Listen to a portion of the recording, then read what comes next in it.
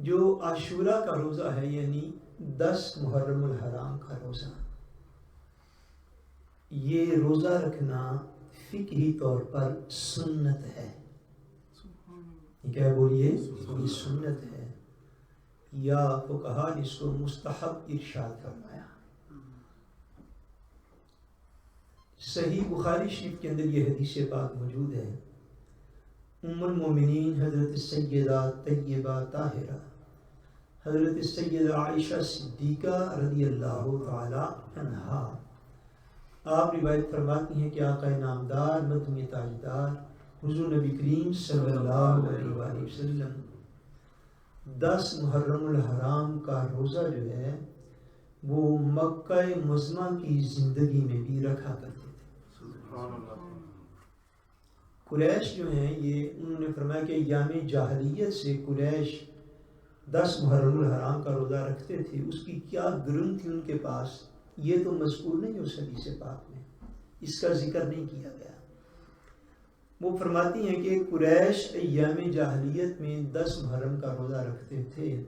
حضور نبی کریم صلی اللہ علیہ وسلم نے بھی 10 محرم کا روزہ رکھا. پھر آقا دو جہاں نبی کریم صلی اللہ علیہ وسلم ہجرت فرما کے مدینہ طیبہ تشریف لے آئے. تو مدینہ طیبہ میں جو یہود رہتے تھے وہ بھی 10 محرم الحرام کا روزہ رکھتے تھے. وہ بھی 10 محرم الحرام کا روزہ رکھتے تھے. اور ایک اور روایت کے اندر، یہ ساری روایتیں جو ہیں یہ صحیح بخاری شریف اور صحیح مسلم شریف کے اندر یہ ساری موجود ہیں. اور جب احادیث کی کتب میں ان دونوں کتابوں کا ذکر ہو جائے تو یہ جو کہ سب سے صحیح ترین مانی گئی ہیں، یہ ساری روایات جو میں اس کا ان دونوں کتابوں کے اندر پائی جاتی ہیں.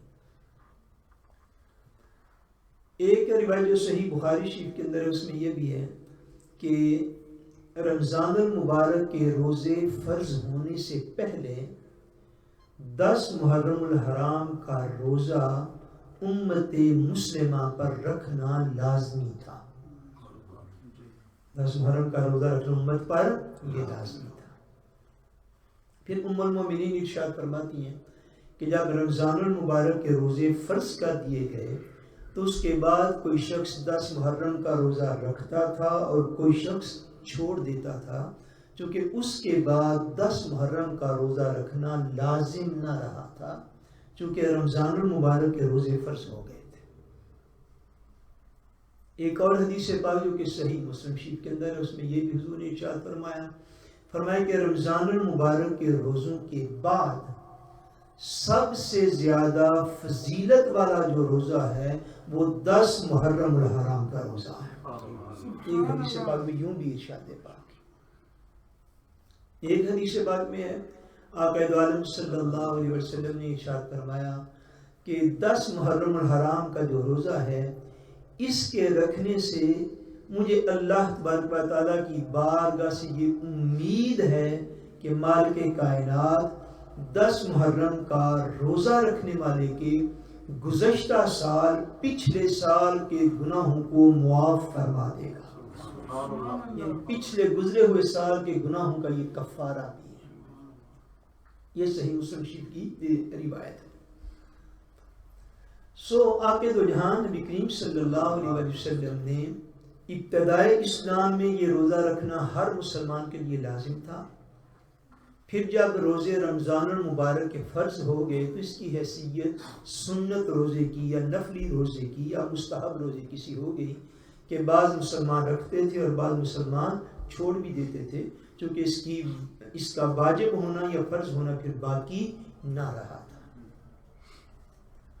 ایک اور روایت جو ہے وہ بھی موجود ہے کہ آقا دو عالم نبی کریم صلی اللہ علیہ وسلم جب مدینہ طیبہ تشریف لائے تو یہود پہلے سے 10 محرم کا روزہ رکھتے تھے.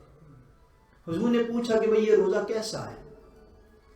تو انہوں نے کہا کہ 10 محرم والے دن اللہ تبارک و تعالیٰ وحدہ لا شریک نے فرعون کو غرق کیا، حضرت موسیٰ علیہ السلام کو اس دریا سے نجات عطا فرمائی، تو اس شکرانے میں حضرت موسیٰ علیہ السلام نے 10 محرم کا روزہ رکھا، اس لیے ہم 10 محرم کا روزہ رکھتے ہیں۔ جب انہوں نے یہ گرون پیش کی تو آقا دو عالم نبی کریم صلی اللہ علیہ وسلم نے ارشاد فرمایا، آپ نے فرمایا ہم تمہاری نسبت حضرت موسیٰ علیہ السلام کے زیادہ حقدار ہیں، کہ وہ بھی اللہ کے نبی تھے اور میں بھی اللہ کا آخری نبی ہوں، ہم تمہاری نسبت حضرت موسیٰ کے زیادہ حقدار ہیں۔ سو صحابہ فرماتے ہیں کہ آقا دو عالم نے خود بھی روزہ رکھا اور ہمیں بھی 10 محرم کا روزہ رکھنے کا حکم ارشاد فرمایا۔ پھر رمضان المبارک کے روزے فرض ہو گئے تو اس کا امر جو تھا، حکم جو تھا، وہ اس اعتبار سے منسوخ ہو کے تو پھر یہ سنت کی حیثیت اختیار کر گئے۔ ایک حدیث پاک اس سلسلہ میں آخری، حضرت عبداللہ ابن عباس رضی اللہ تعالی عنہما آپ سے یہ روایت ہے کہ آپ نے فرمایا کہ آقا دو عالم نبی کریم صلی اللہ علیہ وسلم کی خدمت میں صحابہ کرام نے ایک روز عرض کیا کہ حضور 10 محرم کا روزہ ہم رکھتے ہیں، اور یہود جو ہیں ان کے ہاں 10 محرم کے دن کی بڑی تعظیم ہے، وہ اس کی بڑی رسپیکٹ کرتے ہیں، اور ہم بھی اس دن کے احترام میں ہم بھی روزہ رکھتے ہیں۔ یعنی انہوں نے پوچھنا چاہا کہ اس میں مزید کوئی ڈیٹیل یا کوئی تفصیل موجود ہے۔ آقا دو عالم صلی اللہ علیہ وسلم نے جب یہ سنا تو حضور نے یہ ارشاد فرمایا، اب وہ ابتدائی سالوں کی بات ہے، یہ حضور پاک کی ظاہری زندگی کے آخری سال کی یہ بات ہے۔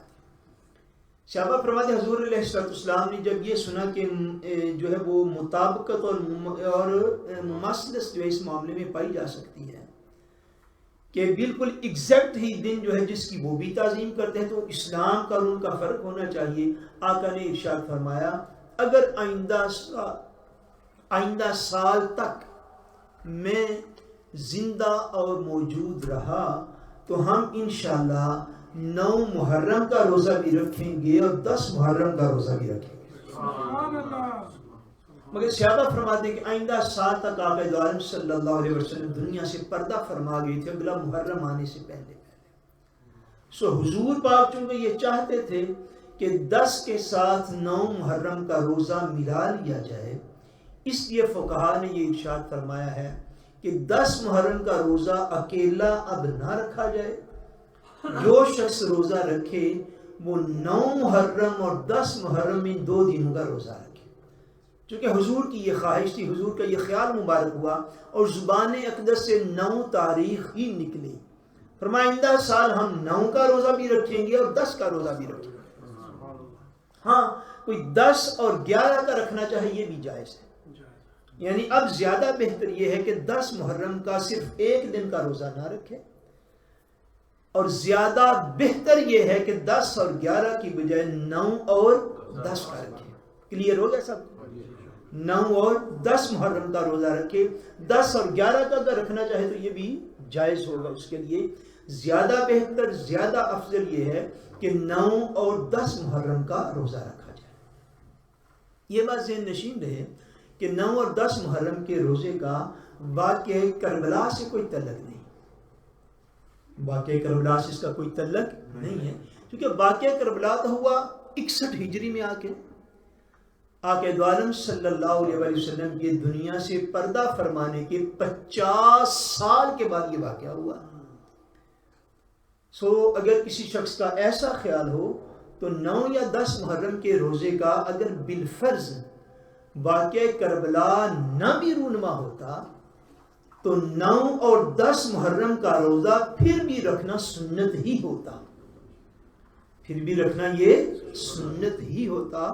سو ان روزوں کا بیسیکلی طور پر واقعہ کربلا کے ساتھ کوئی تعلق نہیں، ان کا تعلق حضور پاک کی سنت کے ساتھ، ان کا تعلق حضور پاک کی سنت کے ساتھ ہے، کیونکہ حضور علیہ السلام نے خود یہ ارشاد فرمایا تھا کہ 10 محرم کا حضور نے روزہ رکھا بھی، صحابہ کو رکھنے کا حکم بھی دیا، اور پھر 9 محرم کا روزہ رکھنے کا ارادہ بھی ظاہر فرمایا۔ سو 9 اور 10 محرم کا روزہ رکھنا یہ بڑی فضیلت کا باعث ہے۔ اللہ تبارک و تعالی ہم سب کو اس کی توفیق عطا فرمائے۔